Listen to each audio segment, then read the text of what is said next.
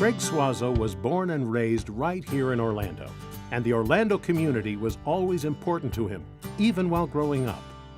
Craig was regularly involved in fundraising and volunteer activities throughout his time in high school, and those experiences laid the groundwork for his future involvement in community service. My parents were both very active in the community and in civic organizations, and they instilled in us to give back to the community and give back the talents that we had grown up with. And so my sister and I both were very active in community activities that really would help grow the community. And I'm speaking more of things like Habitat for Humanity and helping build homes for those that needed a better shelter and better housing facilities, helping with community projects, whether it was Adopt a Road or things like that to clean up the communities.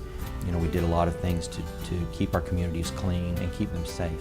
While working towards his Bachelor's of Science in Business Administration at UCF, Craig became more and more involved in civic activities, such as Junior Achievement, and soon began focusing on how he could give back to the community after graduation. Junior Achievement provided that transition. It provided a little bit of forethought on what am I going to do when I get out of school. Things like accounting and economics and even engineering and those type of subjects would apply to real world application. How would I use math in the real world? Why was it important? Everybody goes through school knowing they have to get good grades and they have to learn certain subjects, but you don't really know how you're going to use it until you're actually out in the real world. So it gave you just a touch of the small business world and what it was like to own your own business and profit and loss and those types of things. Inspired to give back to small business and the community, Craig put the skills and education that he developed at UCF to good use through continued involvement in Junior Achievement. One area where he knew he could help was educating those who hadn't been formally trained in business about the important elements of financial literacy.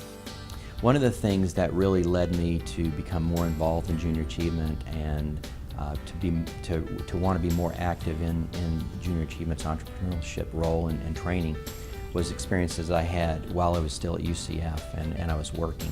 When I was going through the later years of my high school and early years of college, I got to know a lot of vets from Vietnam. They had all the foundation skills of math and history and the different things that you learn in high school.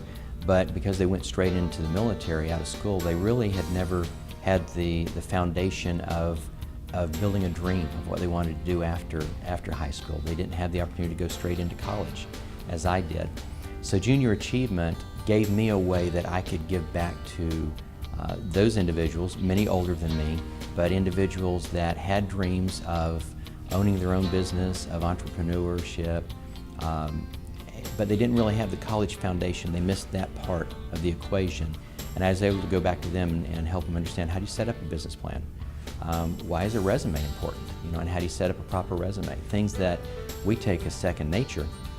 They didn't have that opportunity.